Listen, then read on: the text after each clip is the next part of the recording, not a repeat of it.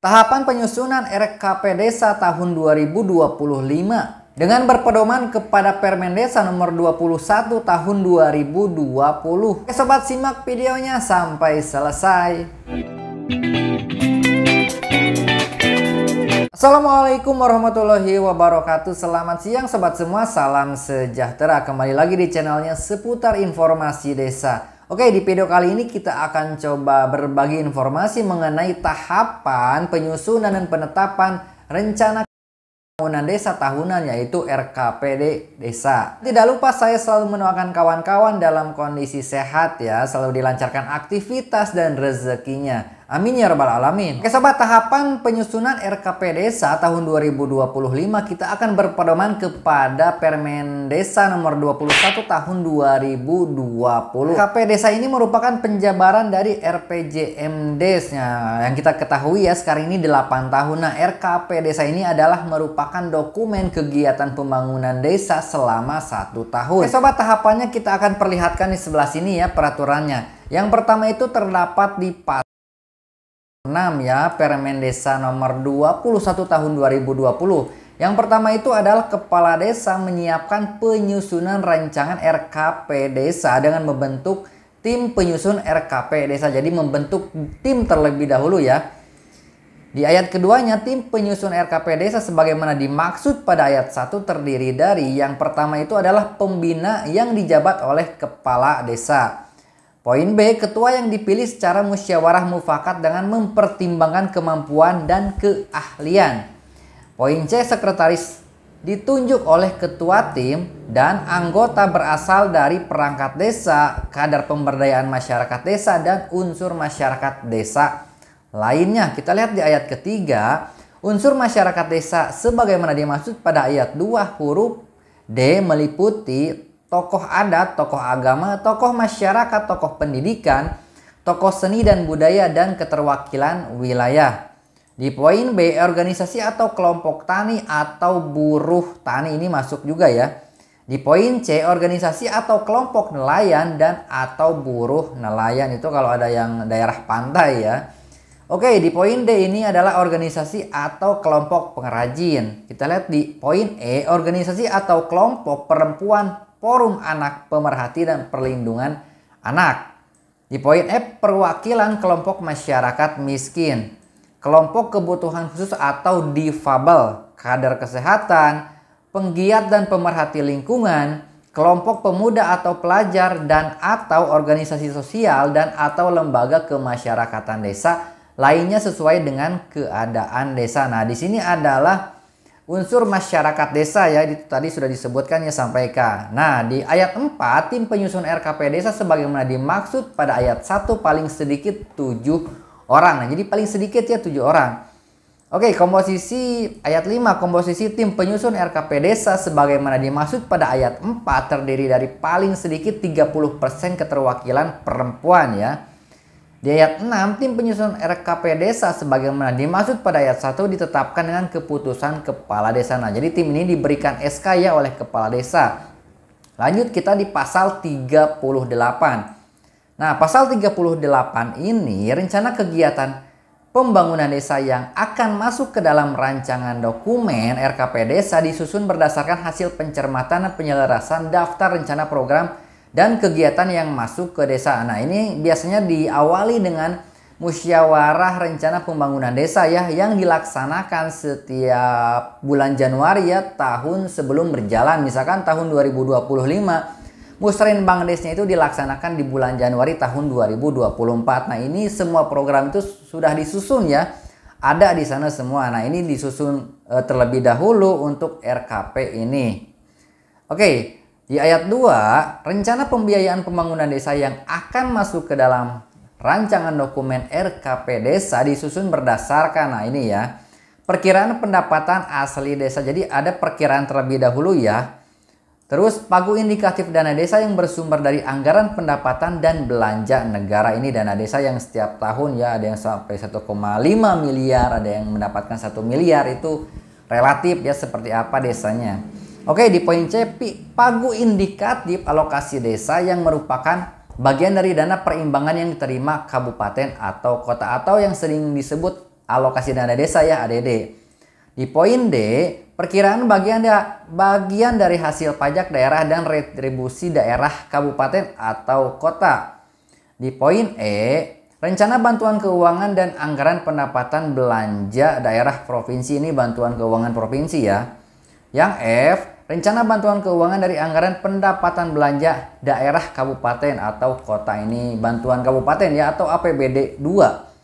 Yang terakhir G, sumber keuangan desa lainnya yang sah dan tidak mengikat. Oke, seperti bunga bank ataupun ada dana hibah ya dari pihak ketiga. Itu bisa masuk ke sini. Nah, di ayat ketiga, data dan informasi tentang pembiayaan pembangunan desa sebagaimana dimaksud pada ayat 2 dimasukkan ke dalam sistem informasi desa atau SID ya. Kita lanjut di pasal 41. Nah, selanjutnya di pasal 41, tim penyusun RKP Desa melakukan pencermatan ulang RPJM Desa. Nah, jadi tim penyusun RKP ini mencermati ulang ya apakah sinkron dengan RPJM Desa yang ada. RKP Desa ini ya.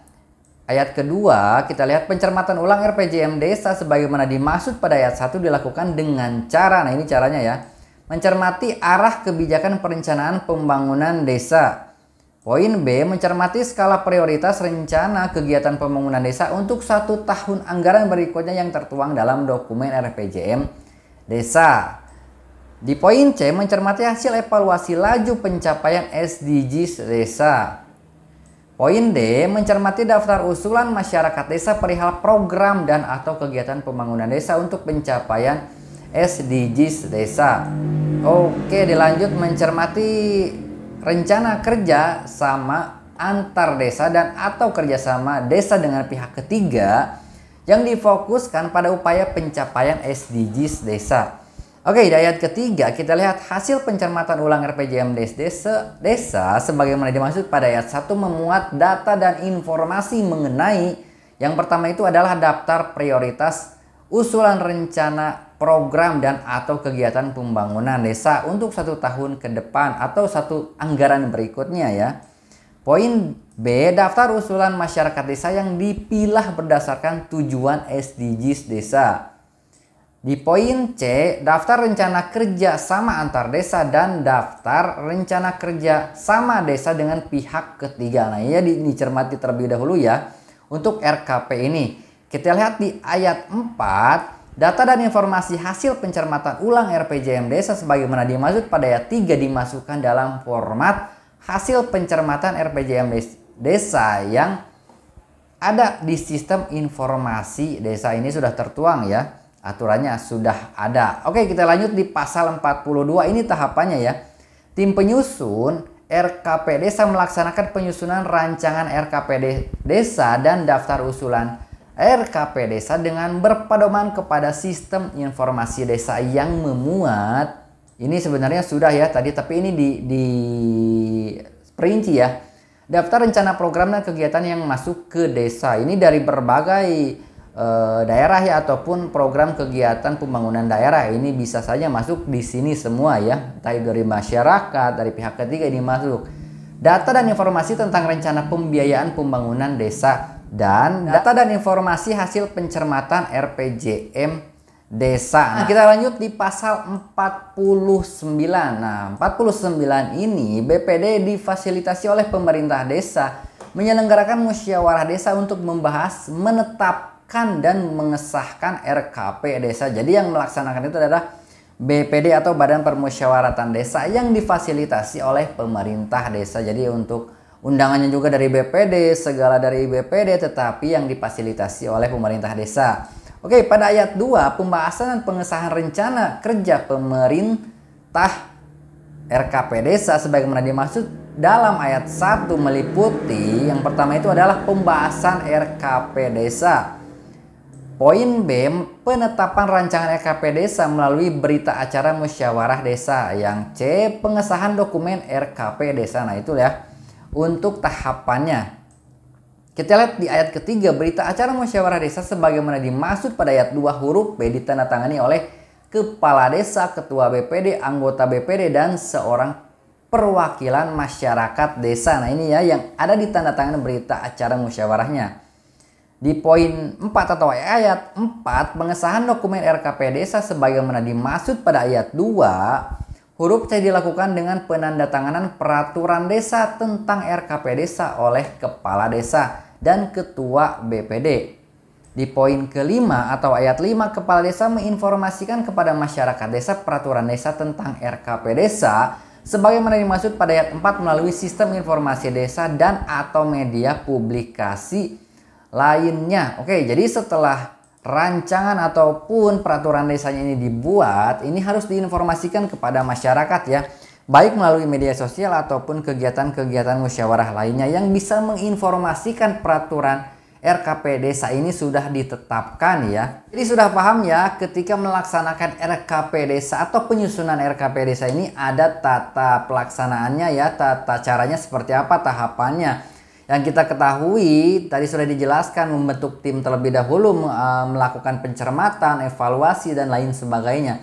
Itu sudah tertera atau tertuang dalam Permen Desa nomor 21 tahun 2020.